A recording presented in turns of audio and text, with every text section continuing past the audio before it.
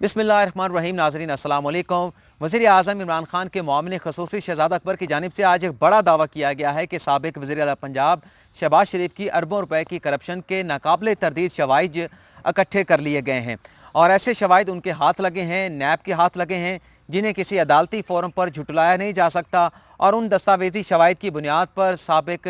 सज़ा जो है वो साबिक़ वज़ीर आला पंजाब शहबाज शरीफ का मुकद्दर होगी। जब वो ये दावा कर रहे थे आज की मीडिया ब्रीफिंग में, तो सहाफ़ियों की जानिब से उनसे सवालात पूछे गए कि आप ये दावा पहले भी करते आए हैं कि इस किस्म के नाकाबिले तरदीद शवाहिद जो है वो शरीफ फैमिली के ख़िलाफ़, शहबाज शरीफ के ख़िलाफ़ इकट्ठे कर लिए गए हैं, लेकिन अवाम अब ये ख़बरें नहीं सुनना चाहते, क्योंकि इतने शवाहिद आने के बावजूद जो दावे आपने किए हैं शरीफ ख़ानदान से 1 रुपए की रिकवरी नहीं हुई। और उनसे ये सवाल भी पूछा गया कि एक तरफ तो आप ये कहते हैं कि कानून में इतने झोल मौजूद हैं जिसकी वजह से शरीफ ख़ानदान से रिकवरी नहीं हो पाई, कानून के दायरे के अंदर रहते हुए ये कार्रवाइयाँ हो रही हैं, तो दूसरी जानिब नैब के कवानीन में जो तरामीम की जाती हैं, जो अमेंडमेंट लाई जाती हैं, उसके ज़रिए करप्ट अनासर को एक किस्म का एनआरओ जो है वो फराहम कर दिया जाता है। जब उनसे ये सवाल किया गया तो सहाफ़ी के उस सवाल के ऊपर शहज़ाद अकबर साहब नाराज़ हो गए। जिस तरह से डोनाल्ड ट्रंप आजकल मीडिया की जानिब से सवाल करने पर बरहम हो जाते हैं, तो इस तरह से शहज़ाद अकबर भी खफा हो गए और उल्टा ये सवाल करने वाली सहाफ़ी की जो क्रेडिबिलिटी है, उनकी साख है, उस पर भी सवाल उठा दिया गया।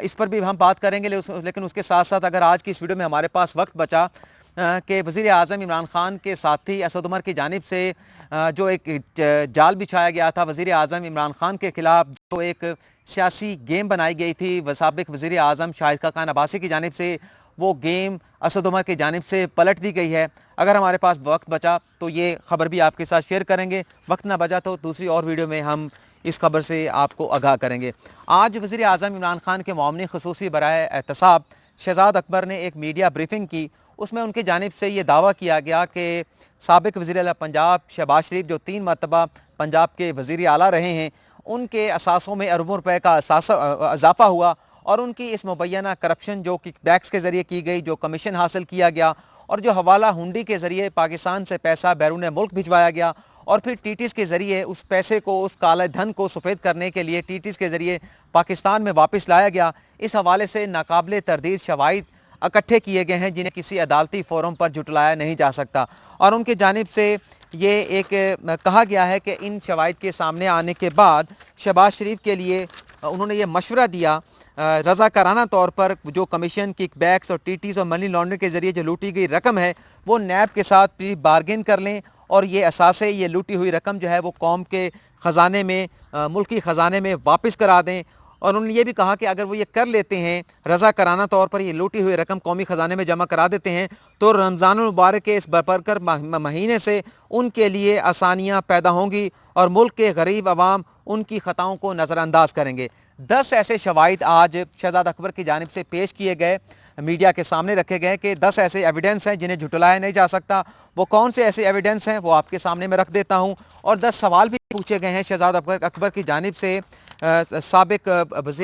वज़ीर आला पंजाब शहबाज शरीफ से। ये 10 सवाल भी हैं, ये 10 एविडेंस भी हैं। जो सवाल पूछे गए हैं वो मैं आपको बताता हूँ। उनकी जानिब से ये कहा गया, बल्कि जब वो ये दावा कर रहे थे तो उन्होंने ये भी कहा कि ये जितनी भी करप्शन हुई है, ये टीटीज़ के ज़रिए, मनी लॉन्ड्रिंग के ज़रिए, हवाले के ज़रिए, ये वो चीज़ें हैं, कमीशन या किकबैक का पैसा है जिसकी वजह से शरीफ ख़ानदान के जो असासे हैं उनमें अरबों रुपए का इजाफ़ा हुआ है। और जो शहबाज शरीफ के असासों में अरबों रुपए का इजाफ़ा हुआ है, इस हवाले से उन्होंने बताया जो कलीदी किरदार हैं वो सलमान शहबाज शरीफ हैं, जिन्हें फ़रार करवाया साबिक़ वज़ीर पंजाब शहबाज शरीफ ने, और 2 उनके ज़ाती मुलाजिम हैं जिनका किरदार है इस करप्शन में, लेकिन उन्हें भी शहबाज शरीफ ने दुबई में फ़रार करवाया, दुबई में फ़रार होने में उनकी मदद की। लेकिन उन्होंने कहा कि हर दौर में हमज़ा शहबाज शरीफ जो है वो पाकिस्तान में फंस जाते हैं, उन्हें इस तरह से फ़रार कराने में शरीफ ख़ानदान किसी किस्म की हेल्प नहीं करता। 10 सवाल जो उनकी जानिब से पूछे गए हैं, उन्होंने ये कहा कि कागज़ी मुख्तलिफ़ कंपनियाँ बनाई गई शहबाज शरीफ की जानिब से, और कागज़ी कंपनी का जो मालिक था राशिद करामत, उनके वालिद का नाम करामत मसीह बताया गया शहज़ाद अकबर की जानिब से, लाहौर की कच्ची आबादी में ये रहता है और ये मुलाजिम है शरीफ फील्ड मिल का, और इसकी माहाना तनख्वाह जो है वो 18,000 रुपये है। और उन्होंने ये सवाल उठाया है कि इसमें 450 मिलियन रुपए की रकम की ट्रांजैक्शन हुई है। शरीफ फीड मिल का ये मुलाजिम है, 18,000 रुपये इसकी तनख्वाह है। ये ट्रांजैक्शन किस तरह से हुई, इसके पास इसने पैसे कहाँ से आए? शहबाज शरीफ इसका जवाब दें। एक ये एविडेंस भी है और ये सवाल भी है। दूसरा जो उनकी जानिब से सवाल उठाया गया शहबाज शरीफ की ईमानदारी के हवाले से, आप कहते हैं कि धेले की आपने करप्शन नहीं की, लेकिन आपकी जो फ्रंट कंपनी है निसार ट्रेडिंग के अकाउंट में तकरीबन कोई अरबों रुपए की, मिलियन रुपए की ट्रांजैक्शंस, 20 ट्रांजैक्शन हुई हैं। ये ट्रांजैक्शन कहाँ से हुई, ये पैसे कहाँ से आते रहे, एक एक करके उन्होंने सवाल उठाया कि गौरी टाउन इस्लामाबाद के बिल्डर राजा अली अकबर और राशिद महमूद की जानिब से 2013 में निसार ट्रेडिंग के अकाउंट में 45 मिलियन की रकम जमा कराई गई। अलीना सेंटर गुजरात के बिल्डर्स औरंगजेब भट्ट की जानिब से 2012 में 15 मिलियन की रकम जमा कराई गई। अल रहमान गार्डन शेखपुरा के बिल्डर्स मोहम्मद मुश्ताक की तरफ से 2013 में 11 मिलियन की रकम निसार ट्रेडिंग के अकाउंट में जमा कराई गई, जो आपकी फ्रंट कंपनी है शहबाज शरीफ की। इसी तरह से अल जलील डेवलपर लाहौर के नसरुल्लाह की तरफ से 2015 में 2 मिलियन रुपए की रकम जो है वो जमा कराई गई। और इसी तरह से सैफ डेवलपमेंट लाहौर के सैफुल मुल्क खोकर की जानिब से 2014 में 10 मिलियन की रकम जमा कराई गई। और आगे चल के कुछ ट्रांजैक्शन ऐसी हैं जो मुस्लिम लीग नून के सपोर्टर्स हैं,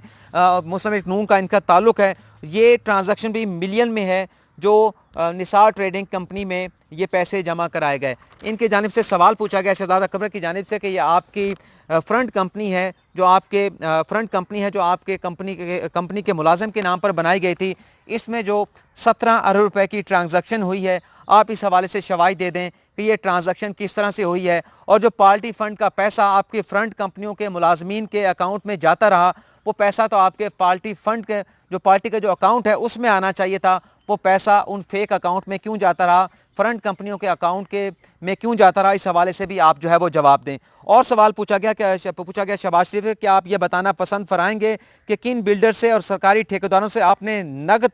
रकम की सूरत में किक बैक्स और कमीशन वसूल किया। इससे साथ साथ शहजाद अकबर ये भी कहते हैं कि पहले मेरे 18 सवाल थे, लेकिन अब उसे मैंने प्रीसाइज करके 10 सवालों में जो है वो डिवाइड कर दिया है, 10 सवालों पर मुश्तमिल कर दिया है। चौथा सवाल ये पूछते हैं कि शहबाज शरीफ की फ्रंट कंपनी निसार ट्रेडिंग के अकाउंट में किकबैक्स कमीशन के चेक जमा कराने वाले आपके काबिल एतमाद मुलाजिम मसरूर अनवर और शुएब कमर वही हैं जिन्होंने बाद अज़ां ये रकम कैश की सूरत में निकलवा कर आपके ज़ाती अकाउंट में, आपके साहबजादे हमजा शहबाज शरीफ के ज़ाती अकाउंट में जमा कराई, और आप क्या इस रकम से मुस्तफ़ीद नहीं होते रहे। पांचवा जो करप्शन का नुक्ता उठाया, सवाल उठाया, क्या आप ये बताना पसंद फरमाएंगे शहबाज शरीफ साहब कि शरीफ ग्रुप के मुलाजिम मसरूर अनवर ने आपके ज़ाती अकाउंट में 164 मिलियन रुपए जमा कराए, उसके ये ज़राए कहाँ से आए कि वो आपके अकाउंट में 164 मिलियन की रकम जमा कराए। और उन्होंने ये भी बताया कि क्या ये रकम आपने किकबैक्स या कमीशन की रकम की मद में वसूल तो नहीं की गई थी। छठा जो सवाल उठाया गया है शहबाज शरीफ से, शहबाज शरीफ की करप्शन के हवाले से जो नुक्ता उठाया गया है कि शहबाज शरीफ ये बताएं कि शरीफ ग्रुप के हेड ऑफिस वाक़या 55 के मॉडल टाउन लाहौर के चपड़ासी मलिक मकसूद के नाम पर एक कागजी कंपनी मकसूद एंड कंपनी बनाई गई, जिसमें 1.5 अरब रुपए कहाँ से आए, मतलब 1.5 अरब रुपए की ट्रांजैक्शन सिर्फ मकसूद एंड कंपनी में हुई है। और ये भी पूछा गया है इस सवाल में कि आप ये भी बताना पसंद करेंगे कि नैब ने जब इस मामले पर तहकीकात का आगाज़ किया तो आपने मलिक मकसूद को दुबई क्यों फरार करवा दिया। सातवां जो सवाल पूछा गया है कि ये ज़बान ज़द आम है कि आपने 96H मॉडल टाउन में वाक़ 10 केनाल पर मोहित खूबसूरत बंगला अपनी बेगम के नाम पर टीटीज़ के ज़रिए तामीर करवाया, टीटी से मिलने वाले पैसे से तामीर कराया, और छोटी बेगम साहबा के लिए विस्परिंग पाइन इस्लामाबाद के पुरफिज़ा मकाम पर आपने एक बड़ा घर ख़रीदा और अपनी फ्रंट कंपनी GNC के पैसों से ख़रीदा। और ये भी बताया कि मलिक मकसूद अहमद चपड़ासी, मलिक मकसूद अहमद जो कि आपकी कंपनी का चपड़ासी है, उसके अकाउंट से आपने कीमती मर्सिडीज़ गाड़ी ख़रीदी और उसकी रकम जो है वो इसी अकाउंट से अदा की गई। आप ये बताएं कि ये कीमती गाड़ी का तोहफ़ा आपने किस अपनी अहलिया को दिया। आठवां सवाल मियाँ शहबाज शरीफ से जो पूछा गया है कि मैंने साबका प्रेस कॉन्फ्रेंस में आपसे बराह रास्त पूछा था कि आपके हर दिल अजीज़ फ्रंट मैनों